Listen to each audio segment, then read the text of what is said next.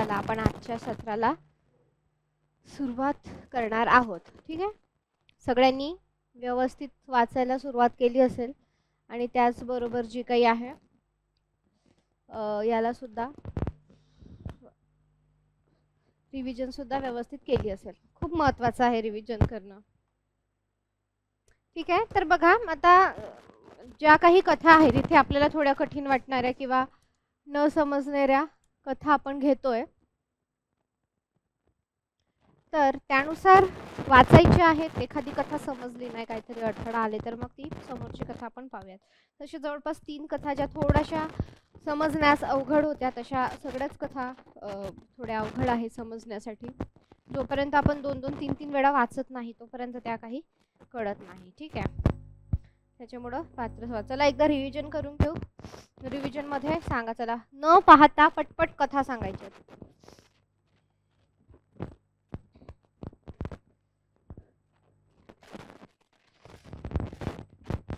चला न पाहता पटपट कथा सांगा.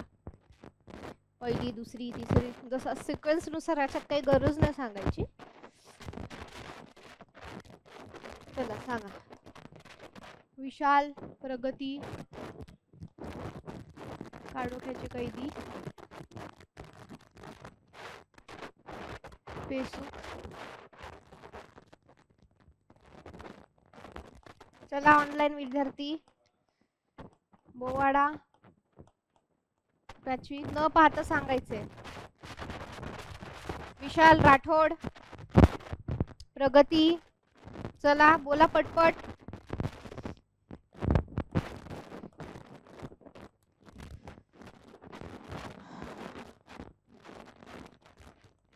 चला 2 प्राणी कोणते आहेत कथा संग्रहात?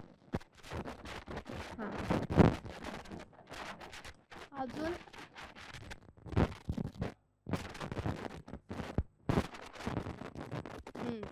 स्पर्धा, बरोबर आहे.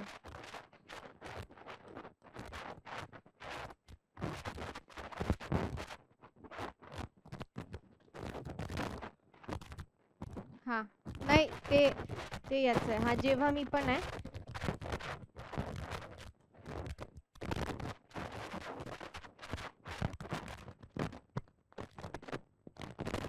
काल शिकवलेली कोणती आहे? काल कोणती शिकवली? काल शिकवलेलं काय आहे? काल कोणती कथा शिकले? काल कोणती कथा शिकले? नाव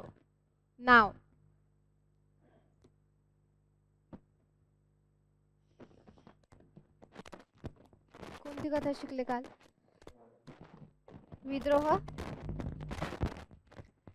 पाठ पाहिजे आपल्याला. ठीक आहे, आता एवढी तरी ओळख झाली की ऑप्शन मधून तरी तुम्ही सिलेक्ट करू शकता.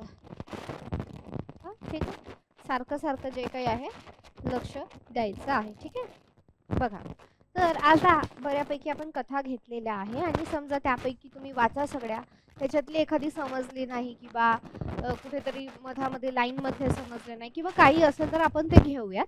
कारण 10 कथा आहे आणि प्रत्येक आपल्याला एक सेशन लागेल त्याच्यासाठी. तर त्याच्यामुळे जी समजली नाही ती घेऊया. त्यातली वाटेवरची असेल, स्पर्धा घेतली आपण, आधी काळोख्याची कैदी पण पाहिलेली आहे, काल विद्रोह पाहिली आहे. ठीक आहे, तर सगळ्या वाचून घ्या आणि मग बघू. तर आज बघा आपण शिरीष पैने जी सांगितली त्याची प्रस्तावना बघू. म्हणजे काय आहे, 10 ही कथांचा जो काही आपल्याला काय म्हणू शकतो आपण, एक प्रकारच्या सारांशच्या स्वरूपात, प्रस्तावनेच्या स्वरूपात जो काही आहे त्यांनी दिलेले आहे की नेमकं बाबूराव बागुल्यांच्या कथा कशा, आणि याच्यातून तुमचे बरेच प्रश्न जे काही आहे ते सुटतील. कारण कधी कधी प्रश्न जशाच तसे विचारत नाही. आपल्याला असं विचारलं जातं की आशय काय आहे, लेखकाच्या व्यक्तिमत्वाचा आपल्याला कोणता गुण दिसून येतो, दलित लेखक होण्याची निकष किंवा गुण, असे म्हणजे वेगवेगळे प्रकारचे काही आपल्याला प्रत्येक गोष्टीचं तेव्हा सोडवता येईल जेव्हा आपल्याला आकलन जे काही आहे, ती कथा, तो आशय, ते पुस्तक जेव्हा आपल्याला व्यवस्थित समजेल. आणि हे आता बघा, म्हणजे आता आकलन म्हणजे काय? ठीक आहे, आता समजा तुम्हाला जेवायला दिलं, संपूर्ण ताट भरून दिलेलं आहे जेवायला, किंवा साधी समजा भाजीपोळी दिलेली आहे. ठीक आहे, तर ती तुम्ही खाऊन नंतर तुम्हाला जो काही अर्थ लागला त्या खाण्याचा, की बाबा चांगलं आहे, मीठ जास्त आहे, तेल कमी आहे, तर हे पुस्तकाचंही तसं असतं. की पूर्ण वाचून जे काही तुमचं आकलन होणार आहे तर ते त्याच्यातूनही अनेक जे काही आहे ते प्रश्न सुटणार आहे. तसंच उतार्यांचंही असतं जे तुम्हाला पेपर 1ला आहे. कधी कधी डायरेक्ट प्रश्न विचारत नाहीत. म्हणजे बघा आपल्याला असं तुम्हाला जेवण दिल्याने विचारणार आहे का भाजीचा रंग कसा आहे, कोणता पदार्थ टाकलेला आहे, काही पण असेल, तुम्ही जो व्यक्ती खाते त्याला हे असं विचारलं जाणार आहे का? नाही. तर एकंदरीत काय बाबा जेवण कसं आहे म्हणजे काय पूर्ण खाऊन झाल्यानंतर का त्याचा जो क्रक्स आहे तो जो काही आहे आपल्याला विचारला जातो. अगदी त्याचप्रमाणे जे काही आहे तर आपल्याला ती जी काही आपण काय म्हणू शकतो त्याला मुद्दे आहे किंवा प्रस्तावना आहे म्हणजे ते पूर्ण पुस्तक तर तुम्हाला वाचावंच लागेल, त्याला तर काही हेच नाही आहे. तर आपण आता शिरीष पै यांनी जी काही प्रस्तावना लिहिलेली आहे तर ती बघू आणि नंतर मग एखादी आपण कथा नक्कीच बघणार आहोत. ठीक आहे. तर बघा आपल्याला साधारण शनिवारपासून सुट्ट्या आहेत 23 तारखेपर्यंत, म्हणजे 17चा एक क्लास होईल आणि 17 ते 23 18 ते 23 आपल्याला अशा सुट्ट्या आहे. तर बघा सण समारंभ साजरे करा पण कमीत कमी 2-2 तास असेल झोपण्याच्या आधीचा जो काही वेळ आहे तर त्याच्यामध्ये हे पटपट पुस्तकं संपवा. तुमच्या साहित्यकृती लगेच संपून जाईल. म्हणजे 10 पैकी 5 साहित्यकृती बाजूला पडतील आणि राहिल्या आहे 5च. मग त्याच्यामध्ये तर बाकीचे जास्त करून कविता संग्रह आहे ते पटपट होऊन जातील. ते तर काय फक्त क्लासमध्ये तुम्हाला तेवढं शिकून घेणं आणि नोट्स कव्हर करण्याचा जो काही आहे. आपल्याला काही कवितेच्या हे म्हणजे रिकाम्या जागा भरा असं नाही, ते कोणी लिहिल्या वगैरे आहेत. जेव्हा एखाद्या लेखकाची आपल्याला शैली कळते तेव्हा आपण त्या गोष्टी हमखास सोडवू शकतो. ठीक आहे. तर चला आता बघू. तर बघूया. ठीक आहे. तर बघा आता शिरीष पै जे काही आहे तर शिरीष पै काय म्हणतात की बाबूराव बागुलांच्या कथा ज्या ज्या वेळी मला वाचायची संधी मिळते त्या त्या वेळी माझ्या मनाला एक आनंद आणि भय, जे दोन्ही पण, की आनंद पण असतो की बाबा काय लिहिलेलं आहे, की असं लिहिलेलं आहे की जे मी आतापर्यंत कधी वाचलेलंच नाही, मी अद्यापही कधीही वाचलेलं नाही. आणि दुसऱ्या वेळी काय आहे भीती सुद्धा वाटते की बाबा ती कथा कुठे घेऊन जाईल, एखाद्या माणसाचं काय करून टाकेल ती. तर अशा प्रकारे काय आहे आनंद आणि भय दोन्हीही भावनांचा जो काही आहे प्रत्यय येतो. असं शिरीष पै ज्या काही आहे जेव्हा मी जात सोडली होती या प्रस्तावनेत म्हणतात. एक चांगली कथा वाचकाला मिळणार, एक मनोवेधक कलाकृतीचा परिचय घडून येणार ही अपेक्षा आनंद निर्माण करते, तर प्रत्यक्ष कथेत काय वाचायला मिळणार ह्या कल्पनेने भयही दाटून येते. म्हणजेच काय आनंद आणि भय. ठीक आहे. हे मुद्दे सुद्धा महत्वाचे. ठीक आहे. हे रोज रोज रोज रोज असं तुम्ही 2-3 दिवस केलं की पाठ होणार. ठीक आहे. तर बघा जेव्हा कसं असतं की कोणत्याही गोष्टीची जेव्हा सुरुवात असते पहिल्यांदा असते किंवा काहीतरी करायचंय तर प्रत्येकाला भीती वाटते की आपल्याच्याने होईल की नाही, आत्मविश्वास नसतो. पण जेव्हा तुम्ही त्या प्रोसेसमध्ये येता तुम्ही करायला लागतो तर तुमचा आत्मविश्वास वाढतो. तर तुम्हाला असं वाटतं बाबा 10 आपल्याला कुठं लक्षात राहणार, कन्फ्युजन होणार, पण तुम्ही 2 वेळा वाचलं तर एकदाच वाचलं 2दाच आपण रिव्हिजन घेतलं तरी तो कॉन्फिडन्स आला. आणि म्हणजे काय आहे पाठ करा असं काही खूप पाठच नसतं करायचं, 2-3दा वाचा याच्यासाठी की तुम्हाला शेवटी काय असणार आहे तुमचा MCQ पद्धत आहे, मल्टिपल चॉईस क्वेश्चन. ठीक आहे. तर त्यानुसार तुम्हाला ते आठवणारच आहे जरी तुम्ही पाठ नाही केलं तर. पण तुमचे कमीत कमी 2-3 रीडिंग्स ज्या काही आहेत ते त्याच्यासाठी झाल्या पाहिजे. म्हणून मी जे म्हणत असते तुम्हाला पाठ करा त्याचा उद्देश हा आहे. असं पाठ म्हणजे एकदम काही पोपटपंची नाही करायची, पण ह्या पद्धतीने लक्षात राहील, निदान आपण एलिमिनेट करू शकू किंवा पॅरेग्राफ आपलं ऑप्शन मधलं ओळखू शकू. ठीक आहे. तर बघा आता प्रस्तावनेत शिरीष पै काय म्हणतात.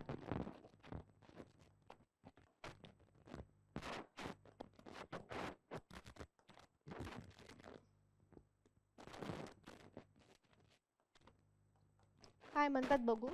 बाबूराव बागुलांच्या कथा कशा आहे, आनंद आणि भय दोन्ही त्यांना वाटतं. थोडे थोडे आपण पॉइंट्स पण लिहून घेऊ प्रस्तावना वाचता वाचता, म्हणजे एखादा आकलन. आता बघा गेली 6-7 वर्ष नवयुग साप्ताहिकाशी त्यांचा ऋणानुबंध असल्याने त्यांच्या अनेक कथा जवळजवळ सगळ्याच मला वाचायला मिळालेल्या आहेत. बघा नवयुग जे मासिक आहे तर नवयुग मासिक जे काही आहे ते शिरीष पै चालवायच्या, त्याचं संपादन करायच्या. आचार्य अत्रेंनी ते काढलं होतं. ठीक आहे.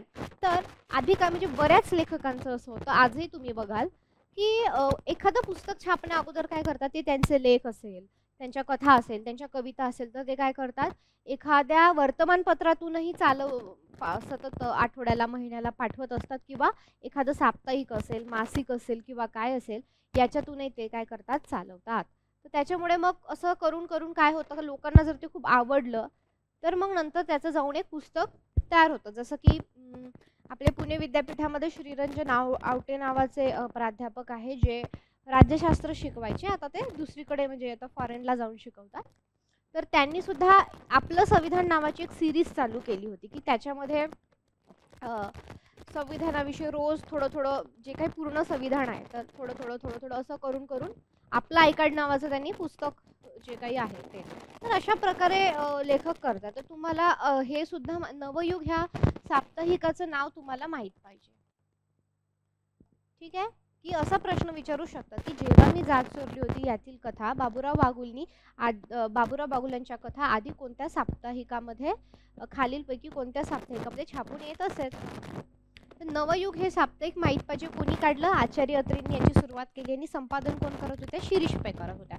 आणि ते शिरीष पैंनी त्यांची पुस्तके लिहिली. आणि शिरीष पै यांनी हायकू हा जो काही प्रकार आहे, जापानी काव्यसंग्रहाचा जो काही प्रकार आहे, त्याच्यामध्ये 3-3, 4-4 ओळी छोट्या छोट्या असतात, तर तो काव्य प्रकार आपल्या भारतामध्ये जो काही आहे त्यांनी आणण्याचा, रुजू करण्याचा जो काही आहे तो प्रयत्न केलेला आहे. तर हा जशाचा तसा प्रश्न आपल्याला विचारला होता की हायकू हा काव्य प्रकार, जपानी काव्य प्रकार कोणी रुजवला, तर कोणी, शिरीष पै. ठीक आहे, तर हे इथंच हे प्रश्न खेळतात. त्याच्यामुळे आपली एक संकल्पनात्मक काय पाहिजे, स्पष्टता याच्यामध्ये पाहिजे. संपादक शिरीष पै, त्यांची मुलगी. शिरीष पै म्हणजे आचार्य अत्रे यांची मुलगी. ठीक आहे, ज्यांना माहित नसेल त्यांच्यासाठी म्हणजे लगेच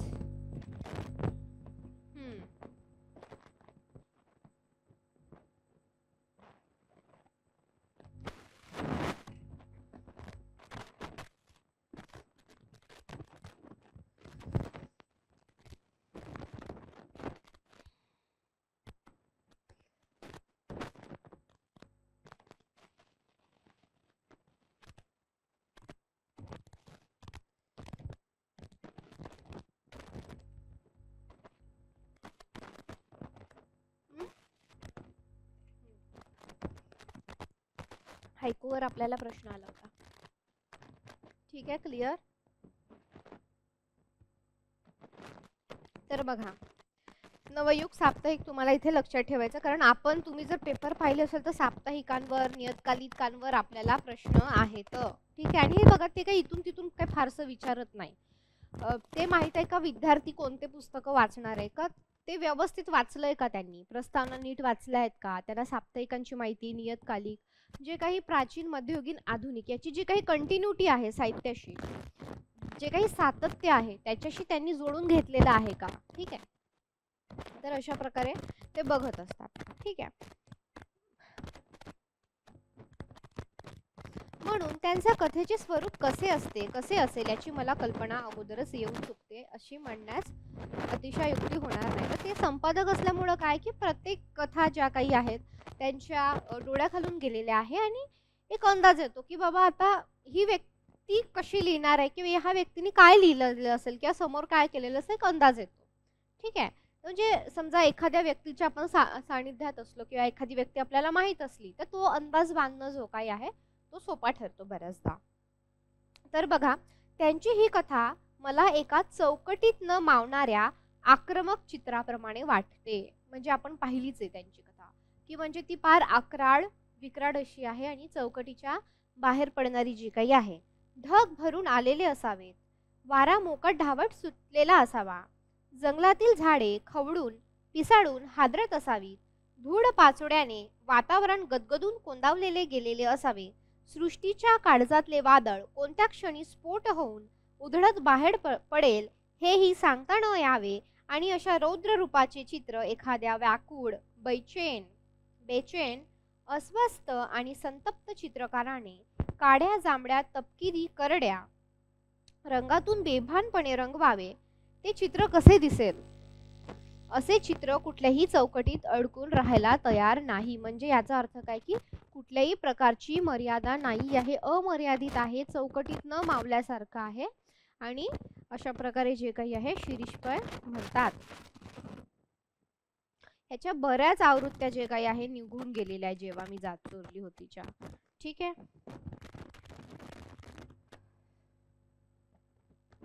तर बघा नंतर बागुलांच्या कथेचे नेमके असेच आहे.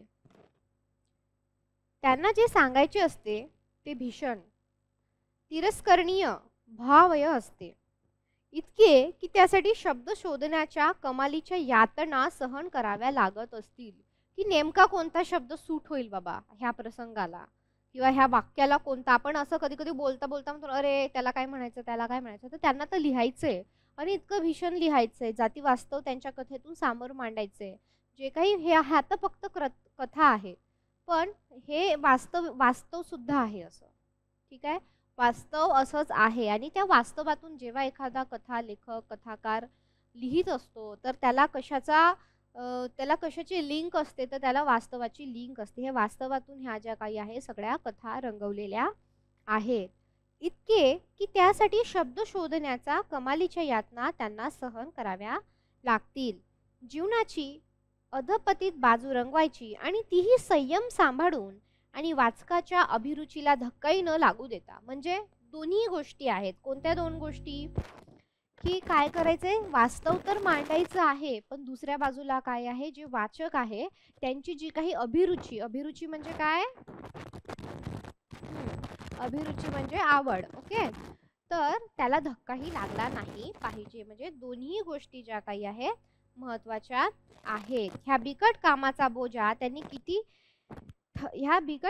बोजा त्यांना किती थकवत असेल, किती वाकवत असेल याची मला पूर्ण कल्पना आहे असं शिरीष पै म्हणतात.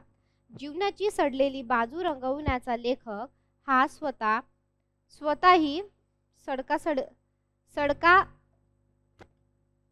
सडकीचाच असेल अशी जी काही समजूत प्रसूत होऊन बसलेली असल्याने अशा प्रकारचे लेखन करताना बदनाम होण्याची भीतीही लेखकाला छळीत असते. कारण आपण पाहिलेलं आहे की बाबूराव बागुलांच्या कथा चौकटी मोडणाऱ्या आहे. त्यांचं काही लिखाण जे काही सर्व सामान्यांसारखं किंवा सर्वसाधारण नाही आहे. आपण पाहिलेलं जसं आता पेचूक तुम्ही वाचाल किंवा स्पर्धा होती, वाटेवरची होती, तर ह्या ज्या कथा आहेत त्या कुठेतरी चौकट मोडून बाहेर पडणाऱ्या आहे. मग त्यांना कदाचित हे सुद्धा भीती आहे. जसं आपण पाहिलं होतं की काही लोकांनी विशिष्ट समाजावर लिहिलं, त्याची बदनामी केली म्हणून असं सुद्धा जे काही लिहिलं होतं. नंतर मग न्यायालयामध्ये केस गेली आणि ते काही फारसं खरं ठरलेलं नाही. ठीक आहे. तर अशा प्रकारे अनेक लेखकांना जे काही आहे सामना करावा लागतो ह्या गोष्टींचा. आता अशी समजूत बऱ्याच प्रमाणात समाजात प्रसूत होऊन बसलेली असल्याने तर अशा प्रकारचे लेखन करताना बदनाम होण्याची भीती ही लेखकाला छळीत असते. ही समजूत किती खोटी आहे, निदान बाबूराव बागुलांच्या बाबतीत हे त्यांची कथा बारकाईने वाचणाऱ्याला समजून आल्याखेरीस राहणार नाही. ठीक आहे.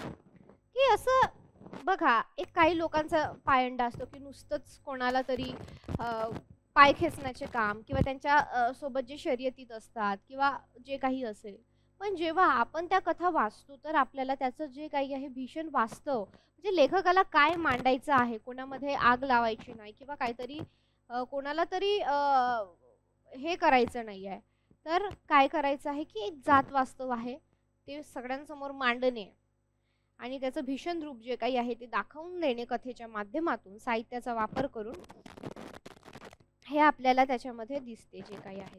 ठीक आहे. तर बघा, त्यांच्या कथेतून रंगवलेली माणसे बहुधा विकृत असतात. विकृत म्हणजे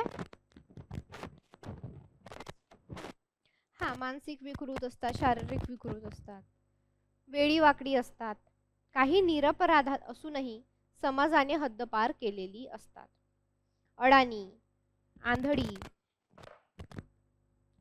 पिसाट, माथेफिरू, खुनशी, क्रूर अशीही असतात. मूळची चांगली असून असह्य गांजणुकीने माणुसकी सोडून वागत असतात. बागुलांना ती का रंगवाविषयी वाटतात? या दैनाकडे, दुःखाकडे आणि विकृतीकडेच त्यांचे मन का धाव घेते? त्यांचा स्वतःच्या जीवनाकडे पाहण्याचा दृष्टिकोन विकृत आहे म्हणून? त्यांचे मन धाव घेते का? विकृती रंगवणारे मन स्वतःही विकृत असेल काय?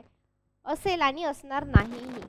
आता प्रश्न पडू शकतो की बाबा अशा प्रकारचं लिखाण म्हणजे तुम्ही जेव्हा बाबूराव बागुलांचा कथासंग्रह वाचला असेल, ठीक आहे, हा वाचाल, तर तुम्हालाही हे जाणीव होईल की अशा प्रकारचं लेखन काही आपण वाचलेलं नाही. म्हणजे वाचलेलं असेलही तरी त्याची जे काही इंटेन्सिटी आहे किंवा त्या कथेची जी काही दिव्यता आहे तर ती इतकी नाहीये, इतकी भीषण तरी नाहीये बाबा. म्हणजे फारच असं, म्हणजे आपल्याला जसं आपण एखादा सिरियल किंवा पिक्चर बघतो तर आपल्याला असं वाटते समोर काय होणार आहे, समोर काय होणार आहे.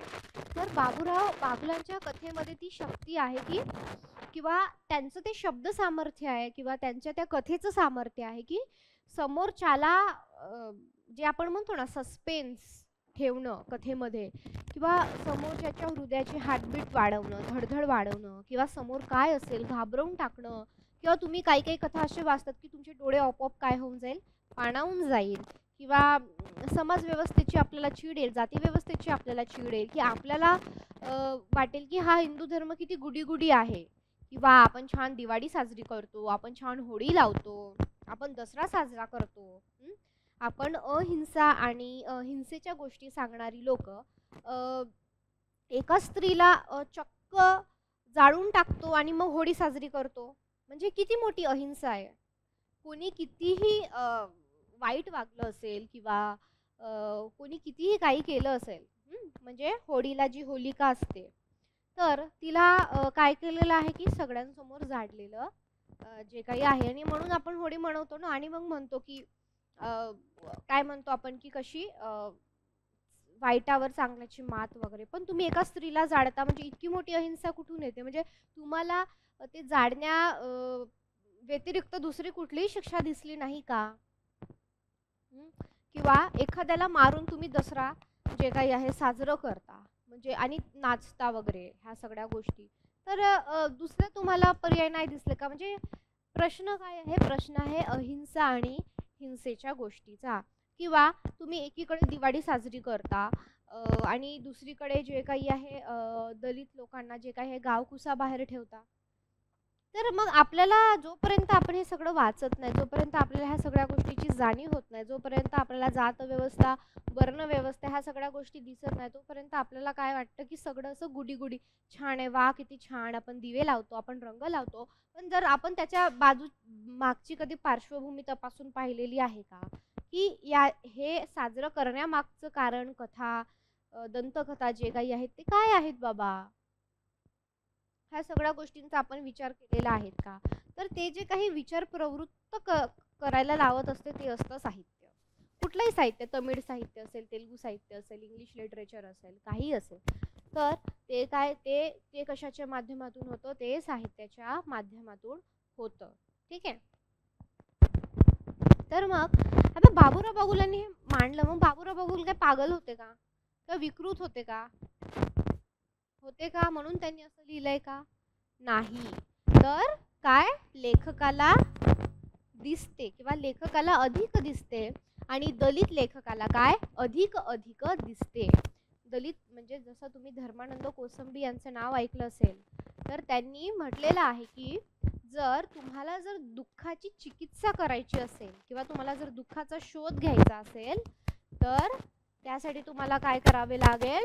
त्यासाठी तुम्हाला समाज व्यवस्थेची चिकित्सा करावे लागेल. त्याची मूळ कशामध्ये आहे? समाज व्यवस्थेत आहे. आपण जे म्हणतो ना की अरे हे बघा भिकारी लोक, किंवा जनरली आपण काय करतो, आपण सिग्नलला असतो ती जी मुलं असतात जी भीक मागायला ती पारध्यांची मुलं असतात. तर त्यांच्यावर अशी का परिस्थिती आली? कारण ब्रिटिश सरकारचा जेव्हा कायदा ब्रिटिश सरकार जेव्हा कायदा होते राज्य करायला, तर काय झालेलं की ब्रिटिश सरकारने त्यांना गुंड जमात, चोर जमात असं डिक्लेअर केलं होतं आणि त्यांच्यावर तो काय लागलेला आहे? ठप्पा लागलेला आहे. तो आजपर्यंत जो काही आहे तो निघू शकलेला नाही. म्हणजे कुठेही चोरी झाली, कुठेही दरोडे पडले, काय झालं तर ते कोणी केलं असेल? पारधी समाजाने केलेलं असणार आहे. तो जो काही त्यांना बट्टा लागलेला आहे तो आजपर्यंत काही निघू शकलेला नाही आहे. त्याच्यामुळं काय आहे, त्यांनी चोरी केली अथवा नाही केली तरी गृहीत कोणाला धरलं जातं, त्यांनाच धरलं जातं. आणि म्हणून कुठेही जॉब देण्यासाठी म्हणा किंवा इतर ठिकाणी जे काही आहे त्या समाजाची आपल्याला म्हणजे तो समाज जो काही आहे तो मागे राहिलेला दिसून येतो. ठीक आहे. तर अशा प्रकारे म्हणजे काय की आपण असं खूप जनरली म्हणतो, अरे ते बघा कशी लहान मुलं, पण आपल्याला माहिती आहे का त्यांचा समाज कोणता, त्यांची जात कोणती, त्याच्यावर हे दिवस का आलेले आहेत, त्यांच्यासाठी काय काय प्रयत्न झालेला आहे. तर धर्मानंद कोसंबी यांनी म्हटल्यानुसार की काय, जर तुम्हाला ची जर चिकित्सा करायची असेल, तुम्हाला दुःखाची कारणं शोधायची असेल, तर तुम्हाला काय करावं लागणार आहे, समाज व्यवस्थेची चिकित्सा करावी लागणार आहे. आपण खूप असं जनरल बोलतो सगळ्या गोष्टी, पण त्याच्या मागे जे काही आहे खूप सारं गोष्टी असतात. आणि आपण जे संशोधन करणार आहोत, पीएचडी म्हणजे काय, ज्ञानाचा डॉक्टर. ज्ञानाचा डॉक्टर म्हणजे बघा किती मोठी गोष्ट आहे.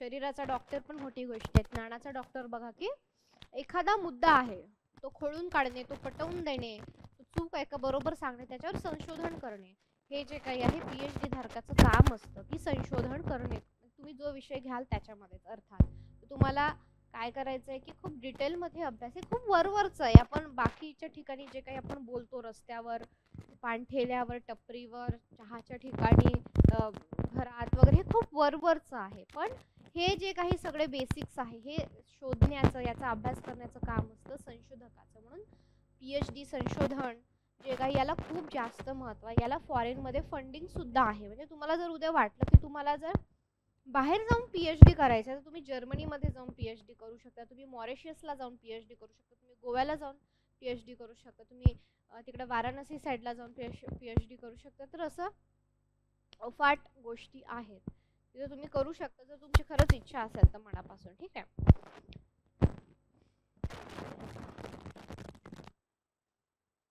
तर माझी एक मैत्रीण आहे, ती इतिहासामध्ये पीएचडी करते जर्मनी इथे.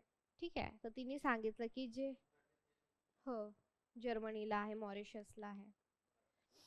आणि तुम्ही चांगले मार्क्स आणि सगळं घेऊन गेले तर तुम्हाला गव्हर्नमेंटची सुद्धा फंडिंग मिळते, तिकडच्या गव्हर्नमेंटची फंडिंग मिळते तिथं पूर्ण पीएचडी करायचे. तर आमचे काही मित्र आहेत, जसं तुम्ही न्यूज बघत असाल तर त्याच्यामध्ये प्रशांत रणदिवे नावाचा मुलगा आहे की जो मातंग समाजामधून येतो. तर त्याला फुल्ली फंडेड 1 वर्षाची जी काही आहे चेवनिंग स्कॉलरशिप मिळालेला आहे आणि तो लंडनला गेलेला आहे शिकायला गव्हर्नमेंटच्या थ्रू. तर तुम्हाला म्हणजे जे काही एंट्रन्स असेल, तिथले जे काही निकष असतील, त्या निकषामध्ये तुम्ही बसलात की तुम्हाला रणदिवे मग पाठवेल, तर तुम्हाला करता येतं ते सगळ्या गोष्टी. आणि ते सगळं आहे ऑनलाईन अवेलेबल. आणि काही संस्था पण असतात. हा सध्या 2 ह्याच्यात आहे. गोव्याला पण करू शकता तुम्ही. इवन तुम्ही सेट पास झाले तर तुम्ही गोव्यामध्ये जाऊन शिकवू शकता, कारण तुमचं जे सेटची जी काही उत्तरपत्रिका आहे ते तिथे लिहिलेलं असतं, it's applicable for Maharashtra and Goa only. हां ठीक आहे. तर आणि काय काय ठिकाणी जिथं कुठं मराठीचं कॉलेज असेल तुम्ही तिथं, आणि जे NCERTचे कोर्सेस आहे, काही ठिकाणी मराठीचे कोर्सेस आहे, तर तुम्ही तिथेही त्यांच्या अभ्यास मंडळावर किंवा काय जे काही आहे ह्या गोष्टी तुम्ही डेफिनेटली करू शकता. ठीक आहे. म्हणजे खूप साऱ्या मार्ग जे काही आहे मोकळे होऊन जातात. म्हणजे लिटरली लोक म्हणतात की बाबा आर्ट्स घेऊन काय करणार आहे, तर तुमचे अभ्यासक्रम जे काही बनवतात ते कुठून गेले आहे, आर्ट्स मधून गेले आहे. मोठमोठे ऑफिसर्स होतात ते काय आहेत, ते आर्ट्स मधून त्यांचं शिक्षण झालेलं आहे. जे पुस्तकं लिहितात लेखक बरेच, नॉट ऑल, ते कुठून आर्ट्स मधून झालेलं आहे. बागुलांचं काय होतं, बाबूराव बागुल, त्यांनी मराठी केलेलं होतं, MA मराठी झालेलं आहे त्यांचं. तसे अनेक आहेत. तर त्याच्यामुळे काही नाही. म्हणजे शेवटी काय, आपल्याला आवड महत्वाची आहे. जर आपली आवड असेल तर तुम्ही तिथे तुमचा ठसा नक्कीच उमटवणार, कारण तुम्ही ते मनापासून करताय आणि तुम्ही काहीतरी तिथे योगदान द्यायला बघतात आहे. ठीक आहे.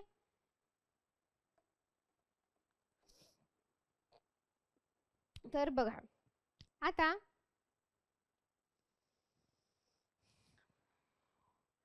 विकृतीने पछाडलेले मन स्वतःच्या मनातल्या रोगट इच्छांना वाट करून देण्यासाठी पाल विष ओकते, त्याप्रमाणे अश्लील साहित्याची निर्मिती करत असते. सांसर्गिक रोगापणे गलिच्छ कल्पनांचा प्रसार समाजातून करत असते हे खरे आहे. तथापि निकोप मनाच्या काव्यात्मक आणि स्वप्नाळू प्रवृत्तीच्या कलावंताने रंगवलेली विकृती आणि रोगट वृत्तीच्या वाङ्मय शत्रूंनी रंगवलेली विकृती हा दोन्ही विकृतींमध्ये महदंत आहे. म्हणजे तुम्ही काही पुस्तकं किंवा काही मॅगझिन्स असतात ते खूप अश्लील असतात, पण हे आणि बाबूराव बागुल्यांचं लिखाण सारखं त्याला एका पातळीवर ठेवता येत नाही. ठीक आहे, अश्लील साहित्य जे काही असतं ते अश्लील असतं. आणि जसं शिरीष पै म्हणतात की निकोप मनाच्या काव्यात्मक आणि सपनाळू प्रवृत्तीच्या कलावंताने रंगवलेली विकृती आणि रोगट वृत्तीच्या वाङ्मय शत्रूंनी रंगवलेली विकृती हा दोन्ही याच्यामध्ये फरक आहे. तर बाबूराव बागूंनी जी काही विकृती रंगवलेली आहे त्याच्या साहित्यात, तर त्याचं एक कारण आहे की त्यांनी जे जगलंय, त्यांनी जे भोगलंय ते त्यांनी साहित्यात कथेच्या रूपात मांडण्याचा प्रयत्न केला आहे की ते दुसऱ्यांनी वाचावं, ते कळावं. जसं मी तुम्हाला सांगत असते की जात व्यवस्थेचा, वर्ण व्यवस्थेचा कोणी एक गुन्हेगार नाहीये की बाबा त्याला पकडा आणि शिक्षा करा आणि डांबा जेलमध्ये, नाही. तर ही अख्खीची अख्खी जी समाज व्यवस्था आहे ती जबाबदार आहे. मग आपण सगळ्या समाज व्यवस्थेला पकडून शिक्षा करू शकतो का? नाही करू शकत. मग त्याच्यासाठी लेखक काय करतो तर लिहितो. लिहिणं म्हणजे काय करणं? काळाला शिक्षा करणं. कळतंय का? त्या काळाला शिक्षा करणं म्हणजे लिहिणं. तर लेखक जे काही आहे हे काम करत असतो. तर कलावंत हातांनी निर्माण केलेले विकृतीचे चित्र वाचणाऱ्या वासना कदापिही चाळवीत नाही. म्हणजे बाबूराव बागुलांचं जे काही लेखन आहे तर ते वाचून काही कोणाच्या भावना चाळवीत नाही. तर उलट माणुसकीला नेमकं कुठे कीड लागलेली आहे, अपूर्णतेच्या दुःखाने किती बेचैन करून सोडते, अखेर पूर्णतेचीच ओढ लावते. पूर्णत्वाची ओढ कलावंताला अपूर्णतेच्या दुःखाने अधिक बेचैन करून सोडते. जग सुंदर व्हावे, निरामय व्हावे, सशक्त व्हावे ह्या स्वप्नाने व्याकुळ झालेला कलावंत जेथे जीवनाची हानी झालेली दिसते तेथे तेथे अनुकंपनेने भारावून थबकतो. जीवनाचा विनाश त्याला पाहवत नाही. माणुसकीवर होत असलेला निगृण आघात त्याला सोसवत नाही.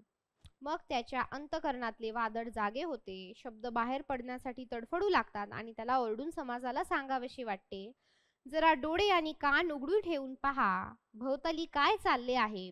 लोक हो, जरा जागे व्हा आणि विचार करा की अन्यायाची मजल अशी कुठवर जाणार आहे.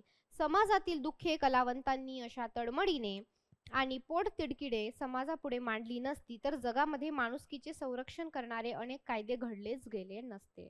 त्याच्यामुळे लेखन, लेखक, चळवळी हा खूपच जास्त महत्त्वाच्या आहे की हे जे बाबूराव बागुल लिहितात किंवा बाबूराव बागुल सारखे इतर जे काही लेखक आहे लिहिणारे, तर ते का लिहितात? त्यांना काय वाटतं की हे जग जे काही आहे ते सुंदर व्हावं. ह्या समाजाला जी काही जातीची, वर्ण व्यवस्थेची जी काही कीड लागलेली आहे ती काय व्हावी? दूर व्हावी आणि सगळ्यांनाच काय व्हावं? सुख आणि समाधानाने नांदता यावं, हे जग सुंदर व्हावं, समाधानी व्हावं असं जे काही आहे लेखकांना जे काही आहे वाटत असतं. आणि जेव्हा जेव्हा लेखक लिहितो तेव्हा तेव्हा काय, तो व्यवस्थेला प्रश्न विचारत असतो, तो सरकारला प्रश्न विचारतो, तो लोकांना प्रश्न विचारतो. बरोबर आहे, ह्या ज्या काही चळवळी आहेत आणि त्याच्यामुळे काय मग नवीन नवीन जे काही आहे कायदे जे काही आहे निघतात. आधी बघा जसं की हुंडाबळी वगैरे आजही काही त्याचं प्रमाण कमी नाही झालं, किंवा बालविवाह. तर हे जे काही वेगवेगळ्या चळवळी आहे, मग स्त्री सुधारणा चळवळी असेल, नारी समता मंच असेल, स्त्रियांविषयी वेगवेगळ्या चळवळी असेल, बालकांविषयी वेगवेगळ्या चळवळी असेल, जातींविषयी वेगवेगळ्या चळवळी असेल. ठीक आहे. तर आता ॲट्रोसिटी सारखा ऍक्ट जो काही आहे आलेला आहे, माहिती आहे ॲट्रोसिटी ऍक्ट? ॲट्रोसिटी ऍक्ट इतका पॉवरफुल ऍक्ट आहे, तो नंतर आला, पण त्याच्या अगोदर लेखक लिहित राहिले, चळवळी होत राहिल्या, अनेक गोष्टी होत राहिल्या आणि त्याचा एक परिपाक म्हणून जे काही आहे हे कायदे आलेले आहे. बरोबर आहे. तर ॲट्रोसिटी कायदा बघा, तुम्हाला माहित नसेल तर, जर तुम्ही कुठल्याही दलित व्यक्तीला जातीवाचक शिव्या दिल्या किंवा काही जातीवाचक कृत्य केलं, त्याला नीचा दाखवण्याचं कार्य केलं, तर तुम्हाला ऑन दी स्पॉट, जर त्या व्यक्तीने तुमच्यावर गुन्हा दाखल केला तर त्याला ऑन द स्पॉट उचलून डायरेक्ट जेलमध्ये टाकल्या जातं. ठीक आहे, म्हणजे त्याची FIR होत नाही, काही होत नाही, काही होत नाही, त्याला त्या क्षणी उचलून जेलमध्ये टाकला जातो. म्हणजे इतका पॉवरफुल ऍक्ट आहे. आता तुम्ही मला इतका पॉवरफुल ऍक्ट आहे तर तुम्हाला समजू शकेल की बाबा जातीय आणि ह्या सगळ्या गोष्टींची जी काही इंटेन्सिटी आहे ती किती जास्त आहे, म्हणजे किती प्रमाणात काय काय झालेलं असेल. ठीक आहे, तर त्याच्यामुळे हा ॲट्रॉसिटीचा जो काही ऍक्ट आहे तो अत्यंत पॉवरफुल ऍक्ट आहे. म्हणजे तुम्ही साधं कोणाला जातीवाचक शिवी दिली, ही दलित जातींसाठी आहे फक्त. जर एखाद्या वरिष्ठ उच्च जाती आणि नीच जाती याला शिवी दिली, त्यांच्या जातीवरून मानहार केली, काहीही केलं, जातीवरून काहीही केलं तरी त्याला जे काही आहे ॲट्रॉसिटी लागू होते. ठीक आहे, हा इतका पॉवरफुल ऍक्ट जो काही आहे तो आहे. त्याचप्रमाणे स्त्रियांसाठी सुद्धा जो काही पोश act, POSH, okay, prevention of sexual harassment act जो काही आहे म्हणजे कामाच्या ठिकाणी जर जिथे 10 पेक्षा जास्त लोक असतील कामाच्या ठिकाणी, तर अशा ठिकाणी गव्हर्नमेंटने सांगितलं की कंपल्सरी ही जी काही आहे ती समिती स्थापन झाली पाहिजे. आणि कुठल्याही प्रकारचा जर त्रास झाला तर तो महिलांना संरक्षण प्रदान करण्यासाठीचा जो काही कायदा आहे तो सुद्धा तितकाच पॉवरफुल ऍक्ट आहे. तर अशा प्रकारे, आणि हे म्हणजे हे सांगण्याचं तात्पर्य काय की बाबा हे जे जगामध्ये माणुसकीचे रक्षण करणारे हे जे काही कायदे आहेत तर ह्या सगळ्यांमुळे घडले गेले. लेखकाचं काम बघा किती पॉवरफुल आहे. आपल्याला काय वाटतं, लेखक नुसतं लिहितो आणि आपण वाचतो आणि गप्पा मारतो, असं नाहीये बिलकुल. तर लेखक जो काही आहे तो सरकारला दाखवून देतो, तो समाजाला दाखवतो, एक आरसा असतो. लेखक साहित्य काय असतं, साहित्य हे समाजाचं प्रतिबिंब असतं. तो काय असतो, समाजाचा आरसा असतो की जे समाजात चाललंय, चांगलं वाईट बरं वाईट ते दाखवण्याचा. ठीक आहे. हा,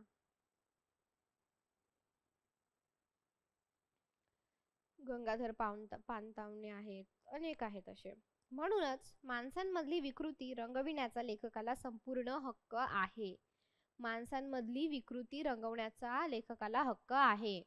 तो ती कशा प्रकारे रंगवतो, तो सहानुभूती निर्माण करतो, दयेचा फाजर फोडतो, हृदय खळबळून टाकतो, वाचकाचे नैतिक सामर्थ्य अधिक वाढवतो की तो वाचणाऱ्याला चाळवतो, बिघडवतो, दुष्कर्माकडे ओढून नेतो, हे पाहूनच मग त्या लिखाणाची साधक बाधकता ठरवली पाहिजे. म्हणजे बघा, असंही लिहू शकतात ना काही लेखक की बाबा ज्या समाजाने किंवा ज्या उच्चवर्णीयांनी आपल्यासोबत इतका अन्याय अत्याचार केला, तर असं चाळवणारं सुद्धा लिहू शकतो की चला आता आपण सगळे एकजूट होऊया आणि आपले तलवारी सशस्त्र तयार करूया आणि त्यांच्यावर हमला करूया. त्यांनी आपल्याला कसा त्रास दिला, आपण सुद्धा त्यांना तसा त्रास देऊया सगळे एकजुटीने. याला काय म्हणतात, चाळवणं, बिघडवणं. तर नेमकं ते लिखाण कशासाठी आहे? जसं गौतम बुद्धांनी प्रज्ञा सांगितले, शील सांगितले, आणि तिसरं अत्यंत महत्वाचं सांगितलेलं आहे काय, करुणा. तर ते तिसरं आहे करुणा, की बाबा सगळ्यांप्रती करुणा ठेवणं गरजेचं आहे, प्रेम ठेवणं जे काही आहे गरजेचं आहे. ठीक आहे. लेखकाचा निकोपपणा वा विकृती त्यांच्या लिखाणाचा परिणाम अभ्यासूनच सिद्ध करावी लागते. कळतं इथपर्यंत? बाबूराव बागुल यांचे अंतकरण कवीचे आहे. ते कथाकार आहेत, तसेच ते एक चांगले कवीही आहेत. खुद नवयुग साप्ताहिकातून जशा कथा प्रसिद्ध झाल्या तशाच कविताही त्यांच्या प्रकाशनात आलेल्या आहे. काय बरं, त्यांनी कोणता कविता संग्रह लिहिला? बाबूराव बागुलने कोणकोणते साहित्य लिहिले सांगा बरं, चला लिहून दिलेला पाठ पाहिजे. कादंबऱ्या कोणत्या लिहिल्या,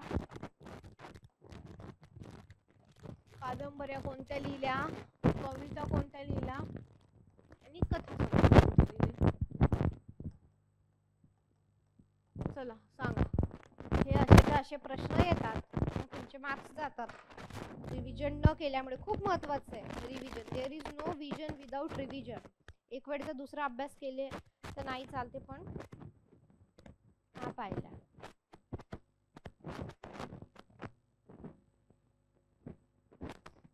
चला सांगा.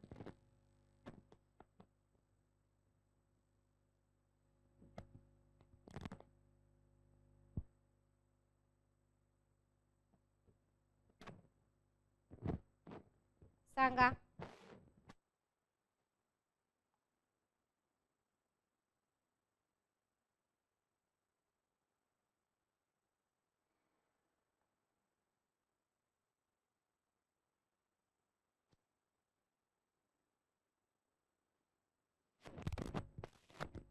बोला, आठवून बघा बरं.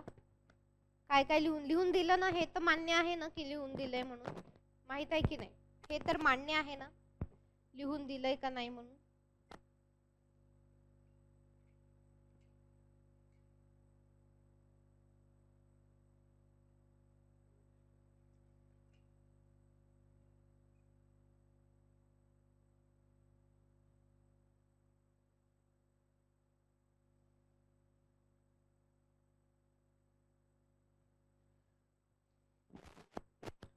काय होतं, आपण घेतलं होतं ना कविता, पण त्याचे हे पण एक काहीतरी आठवत असेल.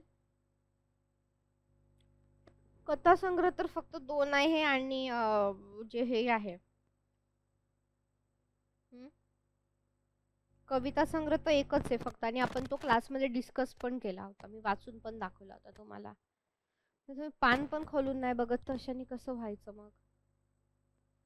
मग परत हा अटेम्प्ट एक्सपेक्ट करू नका की याच्यामध्ये होणार, कारण अभ्यासही तसा पाहिजे ना. फक्त शिकवून नोट्स, पुस्तकांची थप्पी आहे, नोट्सची थप्पी आहे, लेक्चर रोज होतात आहे कंटिन्यू. निदान मग अभ्यासाचं काय? अभ्यास नाही केला तर कसं होणार ना? म्हणजे तुम्हाला जेवण पण बनवून दिलं, बारीक पण केलं, चारून पण दिलं, आता गिळायचं शेवटी तुम्हाला, ते गिळून तर नाही देऊ शकणार आहे, बरोबर आहे? मग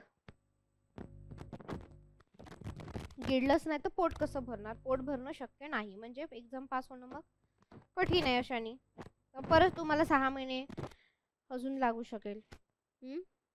परत ह्याच सायकलमध्ये अडकायचं आहे का? आपल्याकडे खरंच एवढा वेळ आहे का? आपण 2-2 वर्ष, दीड वर्ष, 1-1 वर्ष एका परीक्षेला देणार आहेत.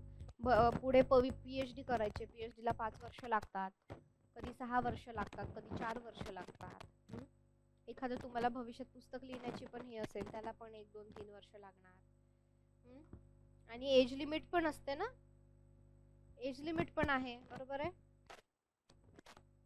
65चं जर रिटायरमेंट असेल जवळपास, एज लिमिट पण आहे ना आपल्या नोकरीला.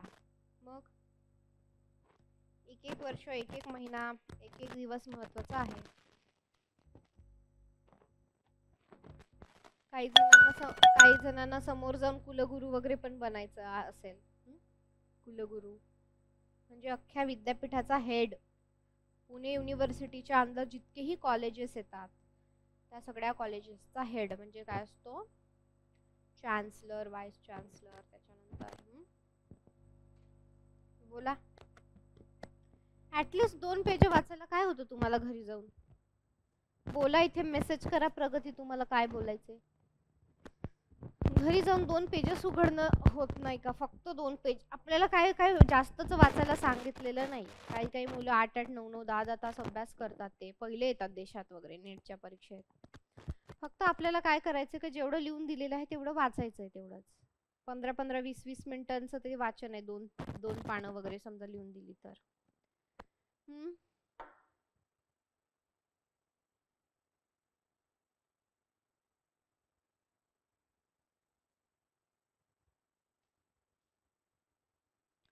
सांगा प्रगती, तुमचा हात वर आहे, तुम्ही चॅट बॉक्स मध्ये सांगा तुम्हाला काय म्हणायचंय. ठीक आहे, तर बघा, एकच कविता संग्रह लिहिला होता आपण त्या दिवशी, घेतला होता. कोणता? वेदा आधी तू होतास. एकच आहे फक्त, आणि हे लक्षात ठेवायला खूप सोपी आहे. एकच असल्यामुळे बाकीचे तर किती किती किती किती लिहिलेले आहे. आणि कथा संग्रह फक्त 2च आहे. एक तर आहे जेव्हा मी, आणि दुसरं आहे मरण स्वस्त होत आहे.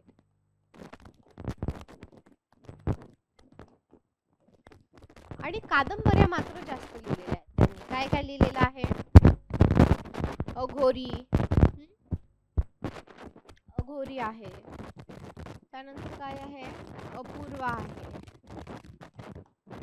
पावशा आहे, कोंडी आहे. पावशा, कोंडी. काय नाही, आपल्याला नाही येतो अभ्यासाला, फक्त नाव माहित असते आपल्याला गरजेचे आहे. थोडस एक अघोरी, अपूर्वा, पावशा, कोंडी. नंतर काय? मूकनायक. भूमिहीन पण आहे ना, भूमिहीन, सरदार, सूड, सूड, सरदार, सरदार आणि सूड.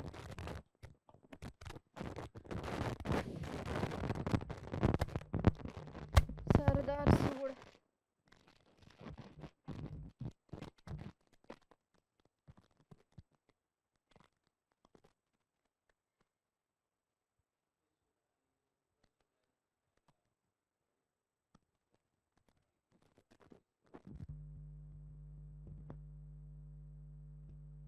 पाहावं लागेल आहे का.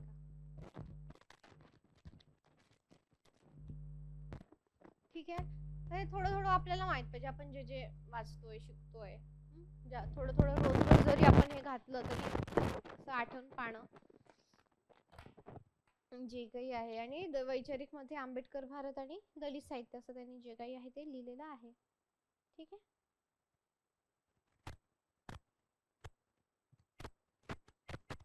तर बघा,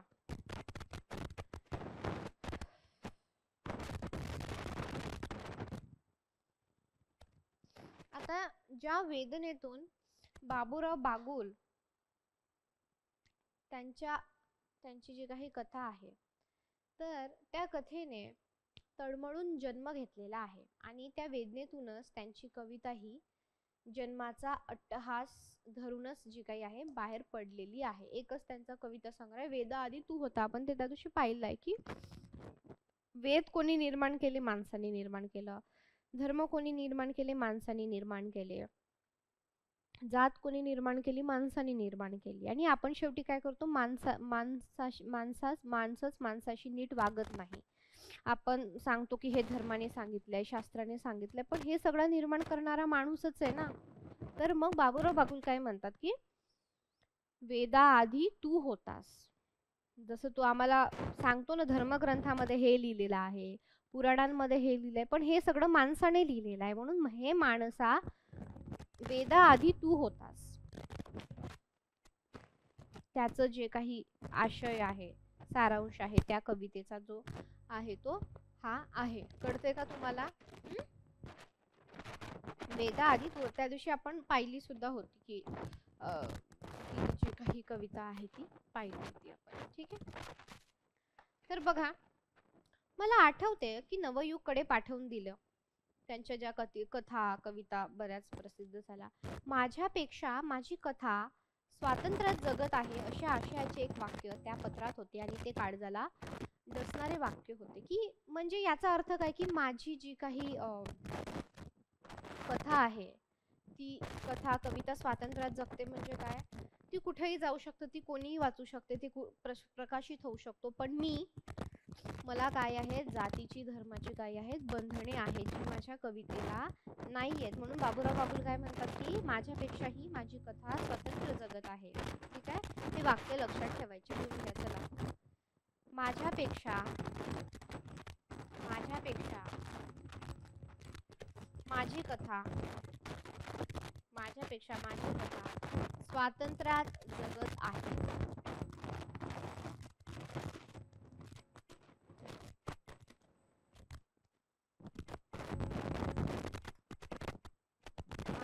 माझी कथा स्वातंत्र्यात जगत आहे. डॅश करून बाबूराव बागुल असं समजा आलं वाक्य, तर आपल्याला लिहिता म्हणजे ते ओळखता आलं पाहिजे.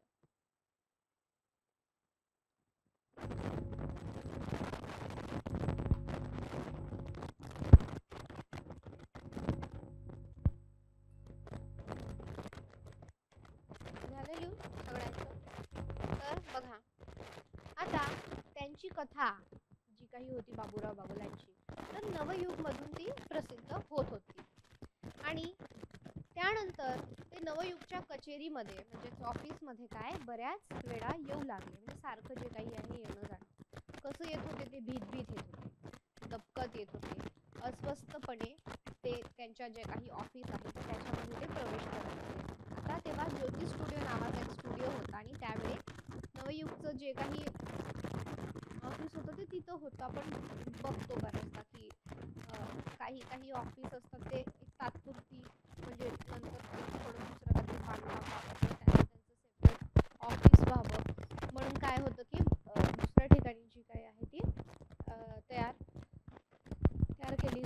ते असतं तिथे. ठीक आहे, कळालं तुम्हाला इथपर्यंत? आता ज्योती स्टुडिओ मध्ये त्यावेळी नवयुग कचेरी होती. तर दत्तू बांदेकर त्यावेळी हयात होते. माझ्याप्रमाणेच त्यांनीही बागुल या व्यक्तीबद्दल आणि त्यांच्या कथांबद्दल जे काही आहे कुतूहल त्यांना वाटत होतं. सुरुवातीला बाबूराव बागुल जे काही ते फारसे बोलत नसत.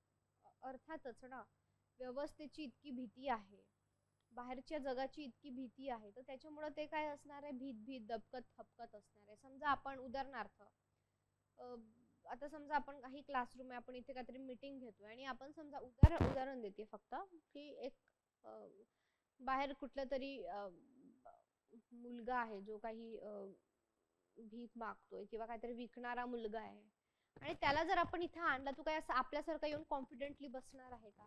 नाही, तो घाबरणार, तो भिणार, तो पहिले तर येऊन म्हणणार की मी जमिनीवरच बसतो बाबा.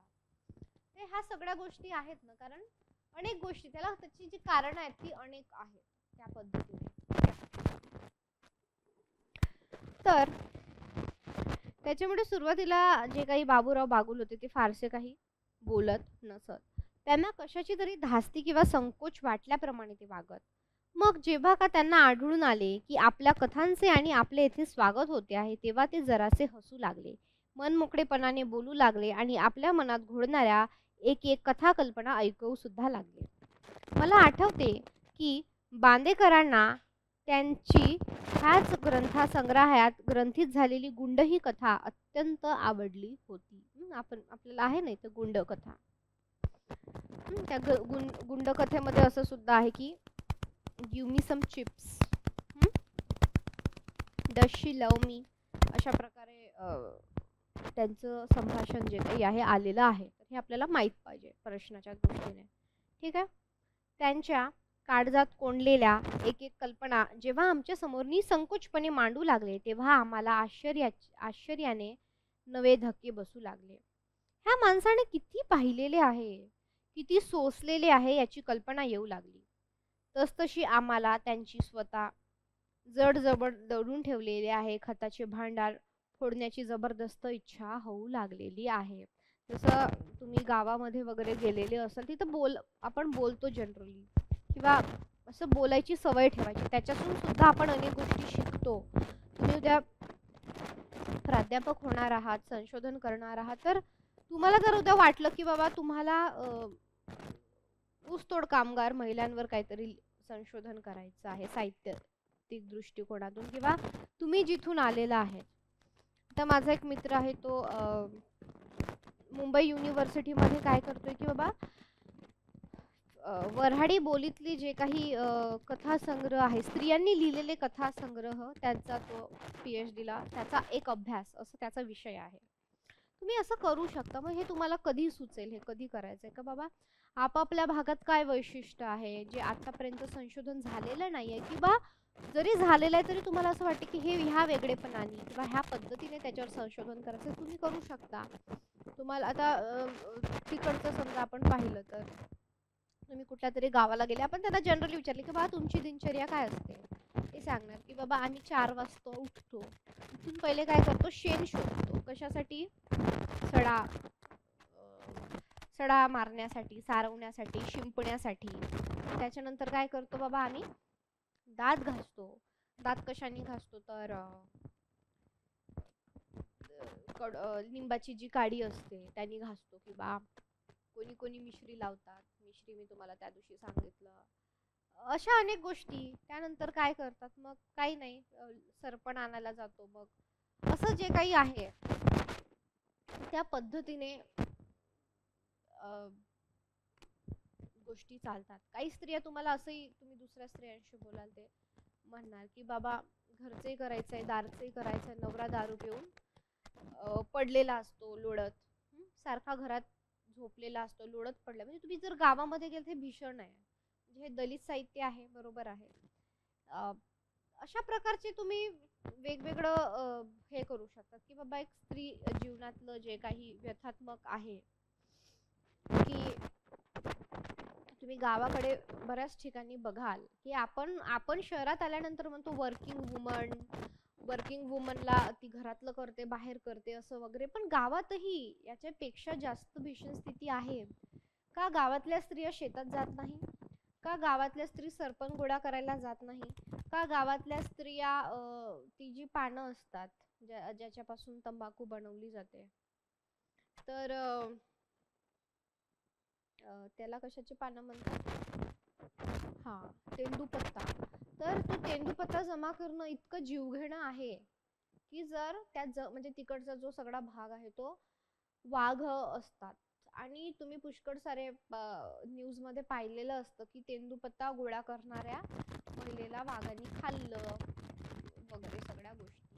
तर ते त्यांना जर तुम्ही त्यांच्याशी कधी बोलले तर ते म्हणतात की म्हणजे भुकेने मरण्यापेक्षा ते तेंदूपत्ता तोडून वाघाने खाल्लेलं बरं, म्हणजे तसं मरण आलेलं बरं. पण आम्ही काही उपाशी राहून मरण्याची वाट बघावी का? त्याच्यापेक्षा ते बरं आहे. आता कोविड मध्ये सुद्धा ज्या सफाई कामगारांचं काम चालूच होतं, कारण ते थांबलं नव्हतं कोविड मध्ये. आम्ही त्यांना विचारलं की बाबा तुम्हाला भीती नाही वाटली? कचऱ्यातूनच खूप जास्त शक्यता आहे हे सगळं. तर म्हणतात का ते वेचलं नसतो तर एक तर त्यांनी मेलो असतो, नाही तर मग उपाशी राहून मेलो असतो. म्हणजे लोकांचे अजूनही असे जे काही आहेत हाल आहे. तुम्हाला याच्यातून कुठला तरी तुमच्या संशोधनासाठी विषय मिळू शकतो का? ह्या गोष्टी बोलण्याने सुद्धा अनेक गोष्टी सुचतात. तर बघा, एक PhD चा एक अभ्यास आहे, त्याला आपण क्षेत्रीय संशोधन म्हणतो. की पुस्तकं काही त्याच्यात नसतात, म्हणजे गाईडनी सुचवलेली असतात, पण बाबा हा भाग आहे, ह्या भागांच्या याच्यावर मी अभ्यास करणार. इथल्या ज्या स्त्रिया आहे किंवा इथून जे काही साहित्य निर्माण झाले, जे काही असेल ते तुम्ही असं एक क्षेत्रीय संशोधनातून सुद्धा तुम्ही एक अभ्यास करू शकता. आणि बघा, नंतर त्याला चॅलेंज नाही करू शकत कोणी. म्हणजे त्या क्षेत्रीय संशोधनाचं कसं आहे ना, की तो तुमचा युनिक विषय असतो ना. तुम्ही स्वतः जाऊन संशोधन करून त्यांच्याशी बोलून तुमचं संशोधन करत असतं, तर त्याला चॅलेंज खूप कमी लोकांचं असतं. जर तुम्ही पुस्तकातून सगळा याचा अभ्यास करून लिहितो म्हटलं तर मग त्याला हे कसं आहे ते कसं आहे तिथं प्रश्न जास्त असतात. क्षेत्रीय संशोधनामध्ये तसं नसतं. तर अनेक गोष्टी आहेत. ठीक आहे. तर आता त्यांच्या काळजात कोंडलेला एक कल्पना जेव्हा आमच्या समोर निसंकोचपणे मांडू लागले, आम्हाला आश्चर्याचे नवे नवे धक्के बसू लागले. ह्या माणसाने किती पाहिलेले आहे, सोसलेले आहे अशा प्रकारे. मग त्यांचा एक कथा एका मागून एक नवन युगमधून प्रसिद्ध होऊ लागल्या. हळूहळू कवींची वही ही बुजरेपणा टाकून आमच्या पुढ्यात ठेवली गेली. त्यांच्या कविता मी जेव्हा वाचल्या, त्यांच्या स्वप्नाळू ध्येयवादी आदर्शवादी अंतःकरणांची कल्पना पूर्णपणे मला आली. बागुलांच्या जीवनाचा इतिहास मला फार ज्ञात नाही, पण ज्या जातीत ते जन्मले ती सुद्धा मला माहीत नाही. वाढले ज्या जातीत ते राहतात, ज्या माणसात ते उठतात बसतात आणि खातात पितात, त्या जातीत, त्या परिस्थितीत, त्या वस्तीत, त्या माणसात त्यांनी आपली काव्यात्मकता कशी शाबूत ठेवली, कशी सांभाळली, कशी जोपासली, हे कोडे मला अजूनही सुटत नाही. त्यांची काव्यात्मकता मला फार मोलाची वाटते. बघा, जिथं जगण्या मरण्याचे प्रश्न आहे, जिथं खाण्यापिण्याचे प्रश्न आहेत, जिथे अन्न वस्त्र निवारा याचे प्रश्न आहेत, तिथे कविता करणं, काव्य लिहिणं, काव्यात्मकता जपणं हे किती चॅलेंजिंग असू शकतं. तुम्ही बघू शकता की तुम्ही पाहिलेलं आहे की वस्तीवरच्या पातळ्या किंवा जे खूपच अत्यंत गरीब हालाकीच्या परिस्थितीमध्ये जे इझिली गिव्ह अप करतात, ते शिक्षण पूर्ण करू शकत नाही. जसं आपण कालचं उदाहरण पाहिलं, विद्रोह. ते एखादा तसा असतो ना की काहीतरी लढून समोर जाणारा, की नाही मला शिकायचं, किती परिस्थिती येऊ दे, मला एक कारण पुरेसं आहे की मला शिकायचंय आणि काहीतरी बदलवायचंय. पण इतर मुलांच्या समोर काय असतो, तो एकटा असतो आणि सगळा समाज जो काय असतो विरुद्ध असतो. नाही तू नोकरी कर, शिक्षण कशाला करतोय, तुझा बाप मरेल, घरात खायला अन्न नाही, तुला लाज कशी वाटत नाही. तर ह्या इतक्या सगळ्या भीषण स्थितीमध्ये जे काही आहे, शिक्षण टिकवणं, स्वतःची काव्यात्मकता टिकवणं, कविता टिकवणं, स्वतःचं लिखाण टिकवणं, हे खूपच जास्त चॅलेंजिंग आहे, आव्हानात्मक आहे. तर म्हणून शिरीष पै जे काही आहे ते म्हणतात की बाबूराव बागुलांनी त्यांची जी काही काव्यात्मकता टिकवली, तर हे काही कोळं मला उलगडलेलं नाही. कारण ज्या वस्तीमध्ये राहिलेलं आहे, ज्या प्रकारे त्यांचं जीवन आहे, जिथे फक्त मूलभूतच प्रश्न मांडून ठेवलेला आहे. जसं मी तुम्हाला ते मागं मॅस्लोची जी काही थेअरी आहे, मॅस्लो थेअरी शिकवली, की माणसाच्या जेव्हा मूलभूत गरजा पूर्ण होतात तेव्हा तो शिक्षणाचा विचार करतो. शिक्षण पूर्ण झालं की नंतर मग तो चैनीचा विचार करतो, त्याच्या आयुष्यातली लक्झरी. ती लक्झरी पूर्ण झाली की मग तो अध्यात्म, आणि ह्या म्हणजे अशा अशा थेअरीज आहे. तर तेच पूर्ण नाही झालं, समजा घरामध्ये खायला अन्न नाही आणि पुस्तकं घ्यायची आहेत, असं शक्यच नाही ना. म्हणजे शक्य आहे पण ते कठीण आहे थोडंसं, की घरात खायला अन्न नाही आणि पुस्तकं घ्यायची आहे. घरात जेव्हा अन्न असेल, पोट भरलेलं असेल, नंतर मग शिक्षणाचा विचार, नंतर मग पुस्तकांचा विचार जे काही आहे, असं आपल्याला सर्वसाधारण चिन्ह जे काही दिसून येतं. जसं बाबासाहेब म्हणायचे की तुमच्याकडे 1 रुपया असेल तर तुम्ही काय करायची, अर्ध्या पैशाची रोटी खा आणि अर्ध्या पैशाचं पुस्तक विकत घ्या. म्हणजे जसं तसं मला माहित नाही तो कोट, पण तुम्ही आशय समजून घ्या. तर हे अत्यंत महत्त्वाचं आहे, कारण रोटी तुम्हाला जगवेल आणि पुस्तक तुम्हाला काय करेल, जगायचं कसं ते शिकवेल. ठीक आहे. तर अशा प्रकारे जे काय, त्याच्यामुळे शिरीष असं म्हणतात की बाबा त्यांनी त्यांची काव्यात्मकता जी काही आहे कशी शाबूत ठेवली, याचं काही कोडं मला अजूनही सुटत नाही. ह्या काव्यात्मकतेमुळेच त्यांची कथा सुंदर झाली. ही काव्यात्मकता जपताना त्यांनी किती त्रास सहन केला असेल हे ते फक्त तेच जाणतात. एकदा मला आठवते की मी त्यांनी कल्पना सांगितलेली कथा लिहिण्याचा आग्रह केला, तेव्हा ते उद्विग्न होऊन म्हणाले, फार त्रास होतो. त्यांच्या बहुतेक कथा नवयुग मधून प्रसिद्ध झाल्या आहेत. त्यांच्या काही कथा मी परत करण्याचा अन्यायही त्यांच्यावर केला आहे, पण बागुलांनी त्यांचा कधीच राग मानलेला नाही. आत्मनिष्ठ असूनही ते अहंकाराने ग्रासलेले नाहीत. ठीक आहे, की बाबा कधी कधी असं होतं ना, की मी माझ्या कथा खूप चालल्यात, लोकांना खूप आवडतंय, आणि समजा संपादकांनी ते परत केले किंवा नाही, तर मग एक अहंकार दुखावला जाऊ शकतो. पण बाबूराव बागुल जे काही होते खूप ग्राउंडेड होते, त्याच्यामुळं ते काही अहंकाराने ग्रासलेले नाहीत. आपल्या जवळ साहित्य गुण असल्याची जाणीव असून ते अधिकाधिक प्रगतीसाठी सदैव उत्सुक असतात. सुदैवाने अनुभूती आणि अभिव्यक्ती ह्या दोन्ही बाबतीत ते मुळापासून संपन्न आहेत.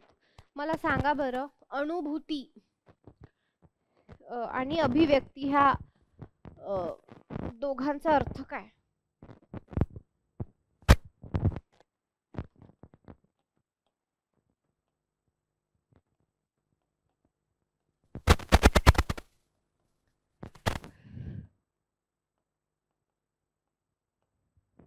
सांगा मला. अनुभूती म्हणजे काय आणि अभिव्यक्ती म्हणजे काय? अत्यंत महत्त्वाचं, सारखे सारखे येतात हे शब्द. काय? अभिरुची तर तुम्हाला माहित झालाय, सांगा.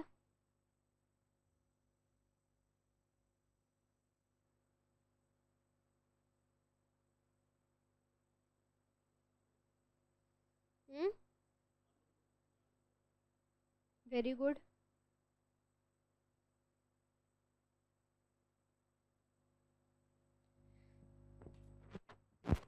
अनुभूती म्हणजे काय? अनुभव. अभिव्यक्ती म्हणजे काय? अभिव्यक्ती म्हणजे काय? व्यक्त होण्याचं स्वातंत्र्य.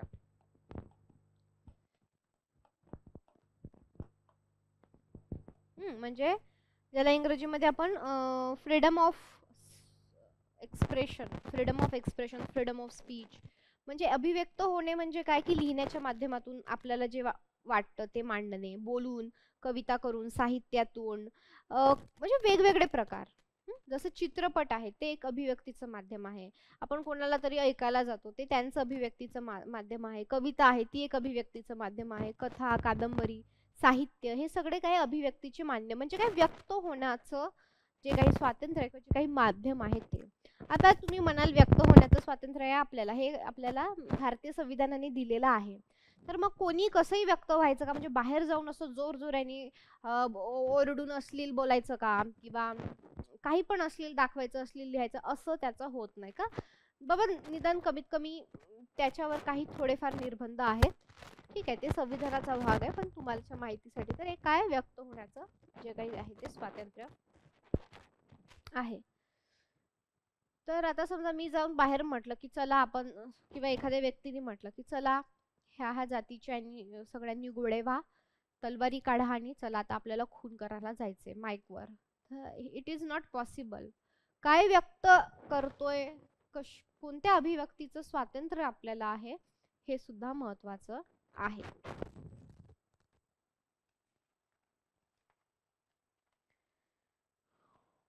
कळतंय?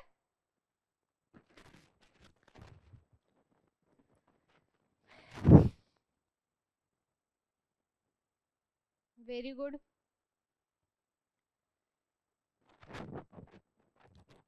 बरोबर आहे.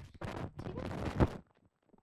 तर यांनी काय आहे, शिरीष पै म्हणतात की बाबुराव बागुल अनुभूती आणि अभिव्यक्ती हे दोन्ही यांनी संपन्न आहे.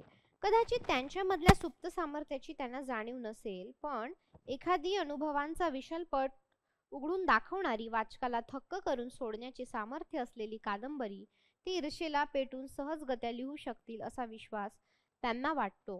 या कथासंग्रहातील पेसूक ही कथा तर एकदा प्रभावी नाटकाला किंवा चित्रपटाला सामुग्री पुरवण्या इतकी जबरदस्त आहे. म्हणजे असं खूप होतं ना की जे डिरेक्टर असतात चित्रपटांचे, तर त्यांनी कादंबरी वाचून चित्रपट बनवलेले आहे, कथा वाचून चित्रपट बनवलेला आहे. जसं तुम्ही हा पिक्चर पाहिला असेल, चंद्रमुखी चित्रपट. तर चंद्रमुखी जो काही चित्रपट आहे तो चंद्रमुखी कादंबरी वाचल्यानंतर, चंद्रमुखी ही कादंबरी विश्वास पाटीलांनी लिहिली, जे काही आता आपल्या नेक्स्ट संमेलनाचे अध्यक्ष होणार आहे, ते वाचून जे काही आहे प्रसाद ओकनी त्याच्यावर चित्रपट बनवला.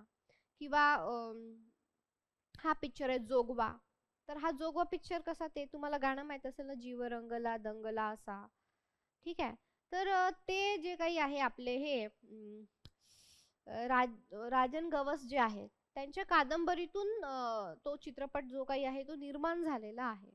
तर म्हणजे काय की बघा, लेखकाचं आपल्याला काय वाटतं, लेखक नुसता लिहितो आणि वाचायचं आणि झालं, नाही. लेखक सरकारला प्रश्न चिन्ह विचारतो, लेखक सरकारला उत्तरदायित्व मागतो, लेखक चित्रपटांना सामग्री पुरतो, आधी कादंबरी येते आणि त्याच्यावरून काय येतात, चित्रपट येतात. तर पेसूक ही कथा सुद्धा अशीच आहे. ठीक आहे, पेसूक कथा आपण बघूयात उद्या वगैरे, महत्वाची आहे. तर त्याच्यातले काही ड्रॉबॅक्स वगैरे पण काय आहे, जे उणिवा जे काही आहेत, निगेटिव्ह वगैरे काय, आपण तेही सुद्धा बघूयात. ठीक आहे. तर पेसूक ही कथा सुद्धा अशीच आहे. म्हणजे खूप त्याच्यामध्ये जर असं बनवतो म्हटलं चित्रपट, तर त्याच्यामध्ये असं खूप एक प्रकारचा ड्रामा सुद्धा जास्त प्रकारे आपल्याला तयार करता येईल. म्हणजे तुम्ही विचार करू शकता, तुम्ही असे बरेच लोक आहेत. तर जसे नागराज मंजुळेला कोण ओळखत नाही. ठीक आहे, ते पुणे विद्यापीठाचे विद्यार्थी आहे आणि त्यांनी मराठी केलेलं आहे. MA मराठी त्यांचं शिक्षण. काय आहे त्यांचं शिक्षण? MA मराठी. नंतर PhD आत्ता केली, 2-3 वर्षापूर्वी त्यांनी PhD जस्ट. त्यांनी आय थिंक भारती विद्यापीठ का कुठून तरी केली, माहित नाही मला त्यांची PhD कुठून झाली, पुण्यातूनच झाली पण. आणि MA जे आहे ते पुणे विद्यापीठातून झालेलं आहे. कळतंय का तुम्हाला? त्याच्यामुळं हे जे काही कला, आपण जे कला माध्यम घेतो, आर्ट्स, ते काही कमी नाहीये. म्हणजे अख्ख्या महाराष्ट्राला, देशाला त्यांच्या चित्रपटांनी जी काही आहे हादरवून टाकलेला आहे. ते करायचे, ते लायब्ररीमध्ये असायचे आणि एकदा ते अभ्यास करत होते तर जे काही लायब्ररीचे गार्ड्स असतात ते त्यांना वाटलं की कोणीच नाही आहे इतक्या रात्री, आणि ते लावून चालले गेले. तर रात्रभर नागराज मंजुळे लायब्ररीमध्येच होते. असे सुद्धा जे काही प्रसंग आहेत घडलेले आहे. तर अंतःकरणातील आग भडभडून चोफेर फेकावी तसे ते लिहितात. प्रक्षोभकारक उपमा वापरीत ते कथेतले भाव तीव्र करत जातात. त्यांच्या लेखन शैलीचे काही नमुने इतर नमुने दिल्या वाचून राहवत नाही. जसं ते काय म्हणतात, टकरीला निघालेल्या रेड्याप्रमाणे त्याचे प्रचंड मस्तक पुढे झुकलेले होते. त्यांची काय लेखन शैली आहे. खुनाच्या विचाराने त्याचे सबंध शरीर वेगवान झाले होते. त्यामुळे त्याच्या पाठीवरील व दंडभुजातील लहान मोठे स्नायू सापासारखे सडसाडून उठत होते. हे कशामधलं आहे? काळोख्याचे कैदी. जिन्याच्या बरगड्यावर आपली पोलादी पावले आदळीत तो तुफान होऊन वर चढू लागला. पोलादी पावले, धब धब धब असं. गपकन काळा विकराळ चेहऱ्याचा ढग झेपावत येऊन आरशात दाटला आणि ते चारही चेहरे खारीच्या चपळाईने लुप्त झाले. फक्त 2 लाल बारीक डोळे आणि लोखंडी रंगाचे लोखंडी मुंडके आरशात भरून राहिले. दुकान अस्वस्थ काळ्या रंगाने झाकून गेले. गुंड कथ्यामधलं जे काही आहे. गेल्या 2 दिवसापासून त्याचा अबोध आंधळ्या अपरिपक्व मनात सखूबद्दल रागाची, लोभाची, ओढीची आणि चिडीची, प्रतिज्ञापूर्तीची आणि प्रतिज्ञाभंगाची भयंकर मोठी, त्याला मुळीच सहन न होणारी लढाई चालली होती. त्यामुळे त्याची स्थिती गांधील माशांनी वेढलेल्या रेड्यासारखी झालेली होती. म्हणजे एक रेडा आहे, काहीतरी जखमी झाले, त्याला कसं गांधील माशांनी वेढलेलं आहे किंवा असा, तर त्याची सुद्धा अवस्था, म्हणजे एक प्रकारे कम्पेअर करणं, उपमा देणं, अलंकार विशेषण लावणं, ह्या ज्या काही सगळ्या गोष्टी आहे.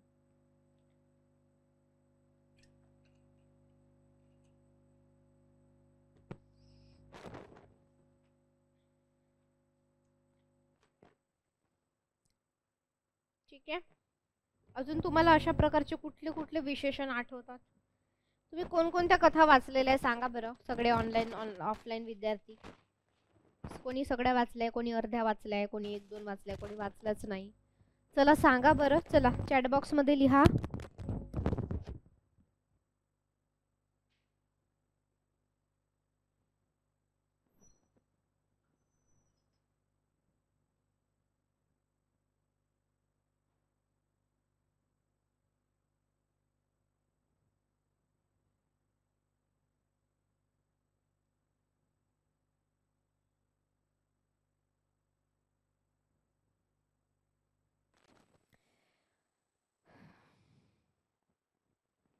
तर त्यांच्या कथेतील माणसं आता नंतर कशा प्रकारे जे काही संवाद आलेला आहे ते बघू. ठीक आहे. आता तुम्ही फर्स्ट रीडिंग, म्हणजे मी असं गृहीत धरते की दिवाळीपर्यंत सगळ्यांचं आयदान, आणि हे आयदानमध्ये काही जास्त ते आत्मचरित्र असल्यामुळं काही ठराविक गोष्टी असतील तिथे. ठीक आहे. पण ह्या ज्या कथा तुम्ही फर्स्ट रीडिंग केल्यानंतर जे तुम्ही सेकंड रीडिंग कराल, तर त्याच्यामध्ये पात्र संवाद ह्याच्या सगळ्या काही गोष्टी आहेत त्या लिहून काढायच्या नंतर. ठीक आहे. तर आता बघा नंतर त्यांनी कसं दिलंय. सावित्रीच्या सुंदर शरीराचा हा सत्यानाश पाहून मी संतापाने वेडा झालो. जे देवाचा खात्मा करण्यासाठी, त्याचा दृष्ट आत्मा मातीत सडवण्यासाठी व माझ्या अंतकरणाच्या रुमालाने तिचे जखमी जीवन बांधण्यासाठी, तिला गळा भरून हाक मारण्यासाठी मी उतावीळ झालो होतो. हे पेसूक मध्ये दिलेलं आहे. त्यांच्या कथेतील माणसं ही कुठल्या तरी टोकाला जाऊन पोचलेली आहे. सुडाच्या, संतापाच्या, दुःखाच्या, दैनाच्या अशा टोकावर जाऊन पोचलेली आहे की कुठल्याही क्षणी त्यांचा कडालोट होणार नाही हे कळतच नाही. स्वतःबरोबर ती इतर कुणाकुणाला ओढीत नेणार आहे याचा संभ्रम पडतो. जेव्हा जेव्हा ती अर्धवट अडाणी असतात तेव्हा तेव्हा त्याच्या आतताईपणाचा अगदी कळसच होतो. त्यांच्या तोंडातून कढत वाफेसारखे जहरी शब्द बाहेर फेकले जातात. आंतरिक तळमळे ती वेळ लागल्यासारखी वागतात. पेसूक असेल, गुंड असेल, वाटेवरची असेल, वानर असेल, तर ह्या कथांकडे वाचकांनी नजर टाकावी. म्हणजे त्यांना कथेतील माणसाच्या हृदयामध्ये केवढी खळबळ माजून राहिलेली आहे ती दिसेल. बागुलांच्या कथेत अतपासून इथेपर्यंत काय आहे, नाट्य जे काही आहे खचून भरलेले आहे. हे सारे कथेच्या चौकटीत बसवताना ते जणू गांगारल्यासारखे, गोंधळल्यासारखे वाटतात. सांगायचे खूप आहेत, ते भयंकरही आहे, त्याला शब्द पुरत नाही ते कथेत बांधायचे. बागुलांची जणू कुचंबणा होते, कधी कधी असमाधानकारक उतरते. ह्यामुळेच एकसूत्रीपणा क्वचितच सुटल्यासारखा वाटतो. तो असंख्य धागे एकत्र गुंफताना उडालेल्या धांदलीमुळेच असे वाटते. ह्या बीजाला कथा, ह्या वाङ्मय प्रकाराचा भूभाग जो काही आहे लहान पडतो. याला वाढायला कादंबरी व खंड काव्यासारखे विशाल मैदान हवे. खूप ऊन, खूप पाऊस, खूप वारा हवा. शेकडो पारंब्याच्या दाटीमुळे अजस्त्र दिसणारा वटवृक्ष होऊ शकेल असं हे बीज आहे. मला तरी बागुलांची कथा वाचून गेली 6-7 वर्ष हेच वाटत आलेलं आहे. त्यांच्या विकासाला अजून फार मोठा वाव आहे. त्यांचे सामाजिक आणि धर्मविषयक विचार अजून मराठी वाचकापर्यंत पुरेसे पोहोचलेले नाहीये.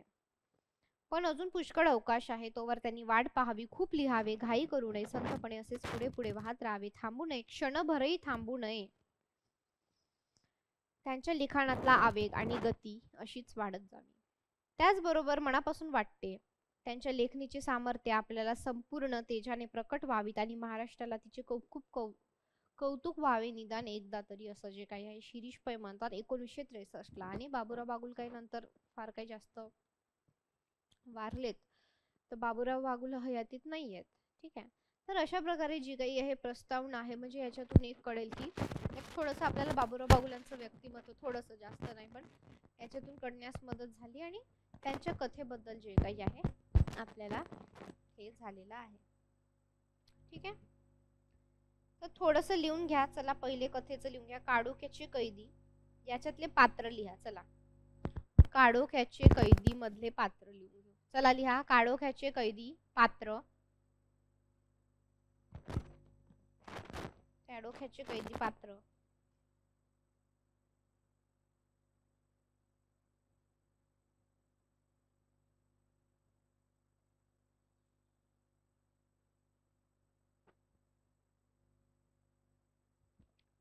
रामराव देशमुख हा मृत आहे, म्हणजे मेलेला आहे. मृत लिहून ठेवा ब्रॅकेट मध्ये. खाली असं ॲरो करून लिहा त्याचा मुलगा देवराम. देवराम.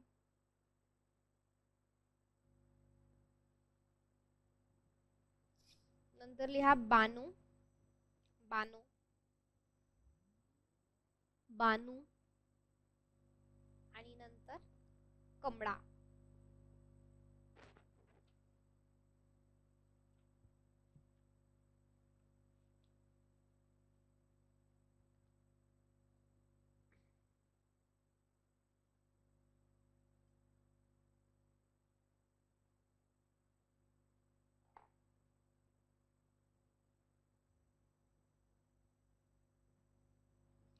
ठीक आहे. नंतर बघा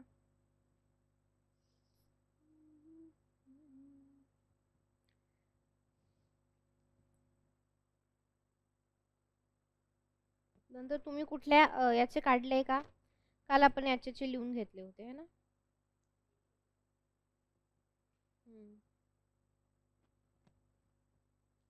तर बोवाडा म्हणजे काय ना, बोवाडा हा जो काही आहे लोकनृत्य लोकनाट्याचा एक प्रकार आहे. ठीक आहे. आणि लोकपरंपरेतून ती आलेली भावना आहे. पण बोवाड्याबद्दल सांगायचं झालं की जे काही उच्चवर्णीय लोक आहेत, उच्चवर्णीय समाज आहे, त्यांनाच ते बोवाडा नाचवण्याचं किंवा लोकनृत्य लोकनाट्य करण्याचं त्यांना जो काही अधिकार आहे. तर याच्यामध्ये एक थोडक्यात असं दिलेलं आहे की दलित जातीतल्या मुलाला तो बोवाडा नाचवायचा आहे. तर अशा प्रकारे जे काही आहे बोवाडाबद्दल. ठीक आहे. तर गुंडमध्ये एक आहे की खूप कुरूप असा गुंड असतो, त्याच्या भावना आणि जे काही सगळं. वानर मध्ये एका पैलवानाची गोष्ट आपल्याला दिसून येते, ते आपण बघू. पेसूक याचा अर्थ होतो भूत. की बाबा एका पुरुषाने एका स्त्रीवर काय काय यातना केलेला आहे आणि त्या म्हणजे ती यातनाला कंटाळून ती जी कशी पेसूक झालेली आहे, पण ती खरंच भूत आहे का तिने तसं रूप धारण केलेलं आहे बदला घेण्यासाठी, आणि तिला समस्त पुरुषांबद्दल जी काही चीड निर्माण झालेली आहे. तर हे जी काही सगळी स्टोरी आहे अशी. ठीक आहे. म्हणजे याच्यामध्ये पितृसत्ता, त्याची जाणीव, थोडंसं याच्यातले ड्रॉबॅक्स बघू. ही फसलेली कथा आहे का बाबूराव बागुलांची, कारण याच्यामध्ये ते शेवटी म्हणतात का ती सती वगैरे गेलेली आहे, त्याचं गौरवीकरण केलेलं आहे. मग ती फसलेली कथा आहे का, म्हणजे महत्वाची पण आहे पण शेवट तिचा फसलेला आहे का, असं. त्यानंतर आपण स्पर्धा पाहिलेली होती की स्पर्धेमध्ये आपण लिहिलेलं होतं की यमुना म्हातारी असते, नंतर तिची सून असते शिवा पैलवान, आणि सगळं तिचा नवरा त्याला टीबी झालेला असतो आणि त्याच्या औषधाला त्याला जगवायला जी काही आहे त्याची बायको काय काय करते ह्या प्रकारे. विद्रोह तर आपण पाहिलंच आहे.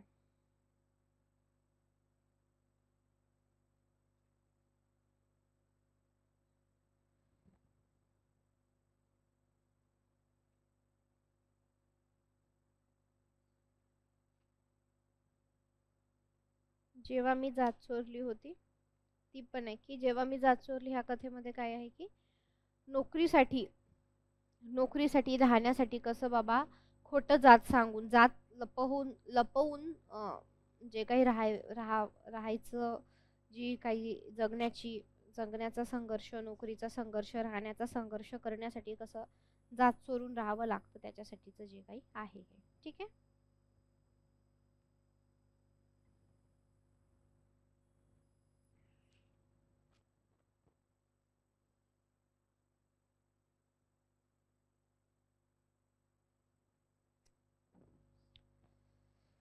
अशा प्रकारे आहे. तुम्हाला काही याच्यावर प्रश्न आहेत का? आत्ताच आपण जे घेतलं किंवा काल त्याच्यावर काय असेल तर विचारा मला. काही प्रश्न असेल प्रगती विशाल. ठीक आहे. उद्यापासून आपण एखादी दुसरी गुंड वगैरे एखादी कथा बघू शकतो आणि नवीन घटकाला आपण उद्या सुरुवात करूयात. बाकीचं जे नाही समजलं ते तुम्ही विचारू शकता. ठीक आहे. गुंड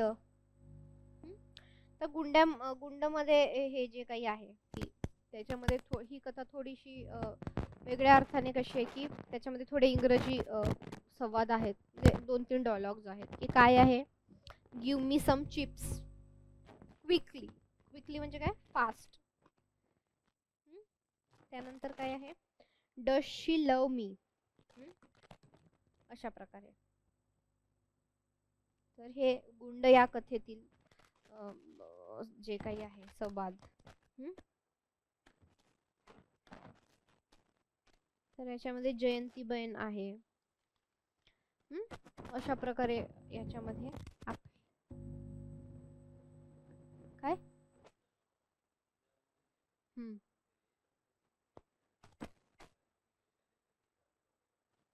अच्छा.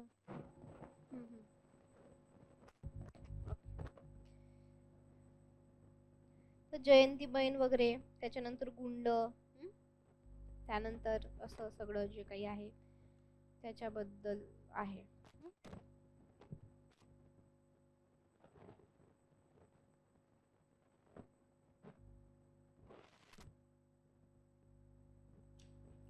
ओके. तर अशा प्रकारे आपलं आता बघा साहित्यकृतीमध्ये कोणकोणत्या घेतल्या. आता बाकीच्या साहित्यकृती पटकन होणार कारण ते कविता संग्रह असल्यामुळं आपल्याला त्याला पटकन जे काही आहे ते हे करता येतं. की आता आपण कोणते कोणते झालेत बघा. आज्ञापत्र,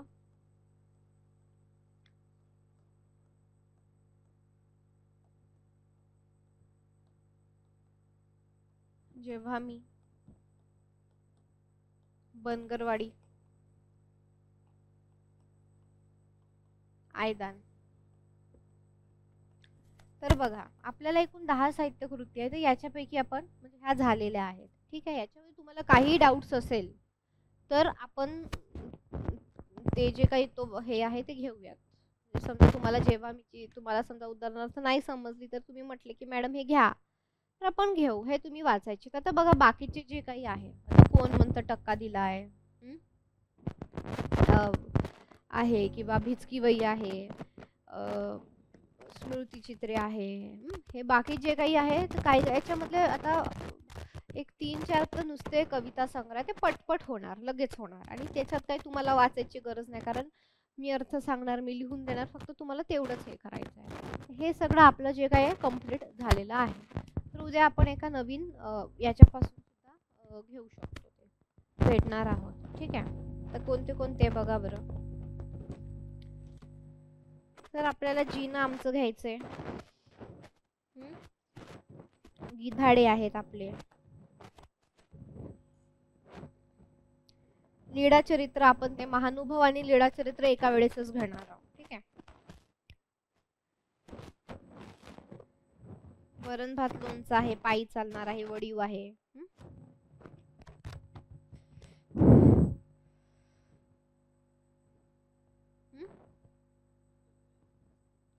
हो.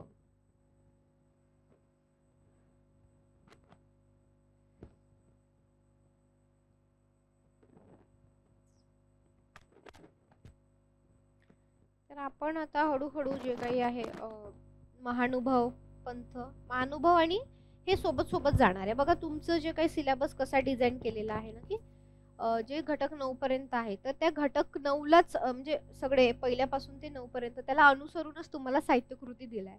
तुम्हाला इकडे दलित साहित्य म्हणजे काय वगैरे सगळं दिलंय, तिथे एक साहित्यकृती, 2 साहित्यकृती दिल्या आहे तुम्हाला, 2-3 साहित्यकृती. इकडे महानुभव अख्खा पंथ दिलाय, तिथे तुम्हाला लीळा चरित्र अभ्यास करायला दिलेला आहे. ठीक आहे, तुम्हाला समजतंय? तर अशा प्रकारे जे काही आहे सिलेबसच्या तुम्हाला घटकाच्या रिलेटेडच त्या साहित्यकृती ज्या काही आहेत ते दिलेल्या आहेत. त्याच्यामुळे काय काय गोष्टी आता बखर दिलाय, इकडे तुम्हाला सभासद बखर दिली आहे. म्हणजे असं ते सारखं सारखं समोर जाईल बाकीच्या गोष्टी सुद्धा. ठीक आहे, आपण बाकीच्या गोष्टी घेऊ मग. जसं बाकीचे ते आदिवासी साहित्य संमेलन वगैरे घेऊ, कारण दरवर्षी आपल्याला त्याचे प्रश्न हातचे 4 मार्क आहे. ठीक आहे, याच्यावर खूप एक्सपेक्टेड प्रश्न आहेत आपण जे आता लिहून घेतलं त्याच्यावर, तर नीट करा ते.